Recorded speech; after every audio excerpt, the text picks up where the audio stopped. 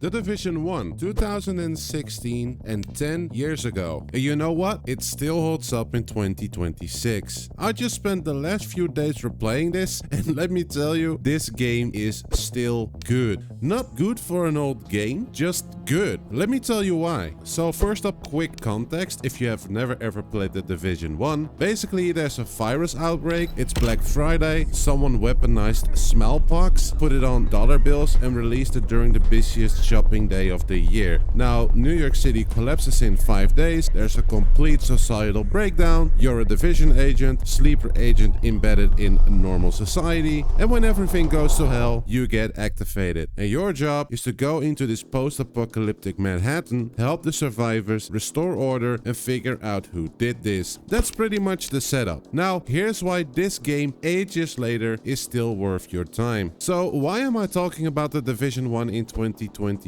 It's been 10 years now, and honestly, I think it's pretty much the nostalgia, a bit of it anyway. I picked this up at launch and I was absolutely stoked. I played for hours on end, then, you know, life happened and I moved on to other games. You know how it goes. But recently, I was thinking about it and I remembered how much fun I had, so I decided to reinstall the game. And the thing is, it's still so much fun. Like, genuinely fun. Not just, oh, this brings back memories fun, actual current 2026 fun, which got me thinking, why aren't more people talking about this game? Everyone moved on to The Division 2, Destiny, what the hell ever is out there at the moment, but The Division 1, it still freaking slaps. So if you are an RPG fan or you like looter games or just want something fun to play, I really recommend you keep watching this video because I'm about to show you why The Division 1 deserves another shot. Okay, so first up I want to talk about builds in The Division 1. Like, The Division 1 has builds, like build actual variety. Different gear has different stats, you can mix and match, there is theory craft, you can optimize your gear. But here is where it gets so freaking good. Gear sets. Okay, so here's how gear sets work in The Division 1. And I'll be completely honest here, I didn't pay attention to this back in the day, which I should have, I know guys. It would have boosted my damage by a lot. But look at this, I have the Striker's pack with 2 pieces of the same set and you'll pretty much get 20% stability on your guns when you shoot. And with 3 pieces, you get 10% enemy armor damage. And this counts for most of your gear above level 30, by the way. So here is my advice, don't just look at the big numbers like firepower, toughness, skill power. Yeah, I mean, they matter, but it's not the thing you should focus on when you get to level 30 and above, when you get the good gear. But, you know, pay attention to the set bonuses because that's where you get overpowered. And again, I didn't do this back in the day and I learned from my mistake. But hey, it's your game, play however you want. Now, the base of operations. So you have this base you upgrade throughout the game and it has pretty much 3 wings you have to upgrade, which is the medical wing if you want to play a healer, support your team, keep everyone alive or yourself. Then there's the security wing if you want to be a tank, take hits, be the front line. The tech wing if you want to use cool gadgets like sticky grenade launchers, turrets, all that fun stuff. And here is the thing, getting skill unlocks depends on upgrading these wings. You want that sticky grenade launcher, upgrade the tech wing. You want that healing station, upgrade your medical wing. It's not just hit level 30 and unlock every freaking thing in the game. You have to choose. You have to invest in the playstyle that you want. And this is why I love this game so much, because it lets you play how you want. You want to be a glass cannon DPS build with explosives? Just go for it. You want to be a healer with support skills? Go for it. You want to be a tank that won't die?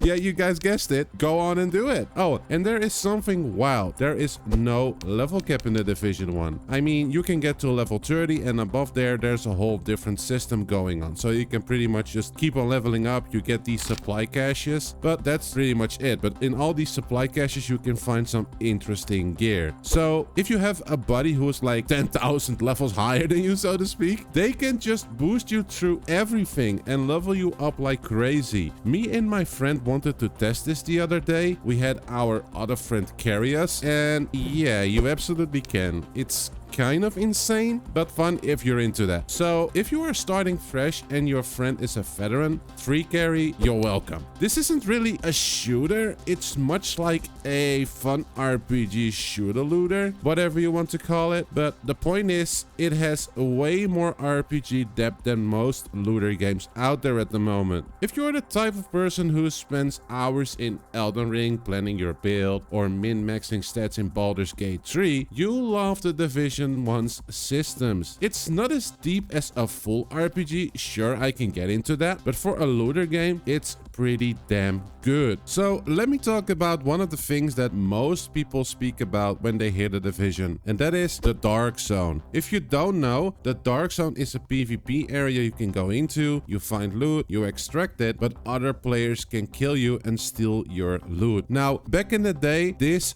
was intense. The tension was so freaking real. You'd be looking over your shoulder, wondering if someone's gonna shoot you in the back and take your loot. That's what made the Darkzone so legendary. But here is my 2026 experience. I went into the Darkzone and I got killed by a hacker just almost immediately. Username A Safadora, whatever this freaking guy's name is. Like, Sucky Soft, please ban this guy, because yeah, this is what kills this Darkzone in 2026, and yeah, you know the rest. And that was pretty much it. I didn't go back in there. I can't really tell you how the Darkzone holds up in 2026 because my one experience was exactly that. But from what I've heard, servers are pretty empty now. Most people moved on, so you probably won't get many PvP encounters anymore. But at max level, apparently hackers are really a thing. Those guys just have small peepees, I guess. I don't know what I have to tell you there.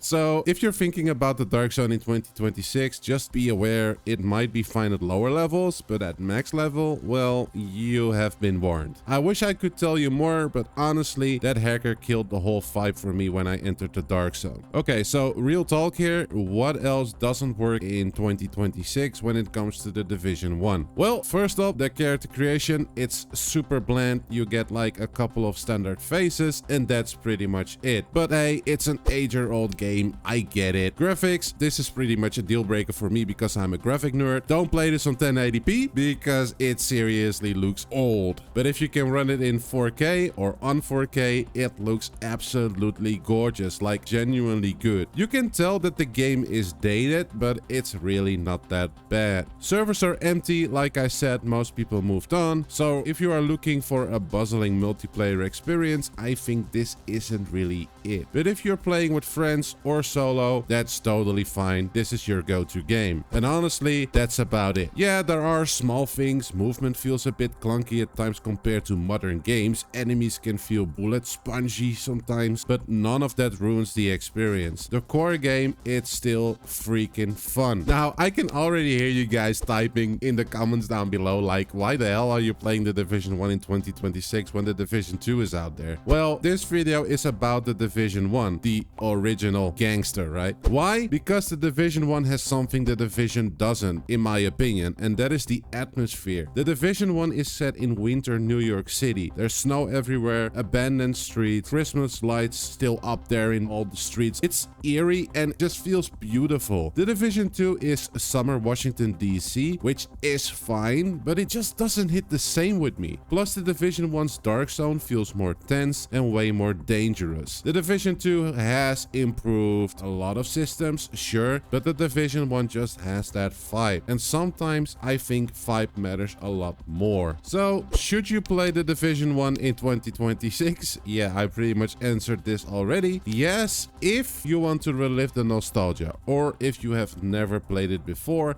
and want to see what the hype was about. You want to start a new game, play from the ground up, take your time, grab a cup of coffee from your coffee machine, vibe out in the snowy New York City, and shoot some bad guys. You like looter games with actual RPG depth, builds, gear sets, stats, base of operation upgrades, all that good stuff. You want something that's not a live service trying to sell you a battle pass every 3 months, The Division 1 is done. All the content is there. There's no fear of missing out. You can just play it. Is it perfect? No, it's 8 years old. You can pretty much tell. The Darkzone has hackers at high levels. Character creation can feel a bit bland. Graphics are dated if you're not on 4K. But is it still fun? Hell yes. The Division 1 still freaking slaps in 2026. And if you haven't played it, or you have played it years ago and dropped off, give it another shot. You might actually be well surprised. Alright, The Division 1. It's still good. Go play it. And if you do, let me know down in the comments. What's your favorite gear set? What wing did you upgrade first? Did you survive the Darkzone, or did you meet a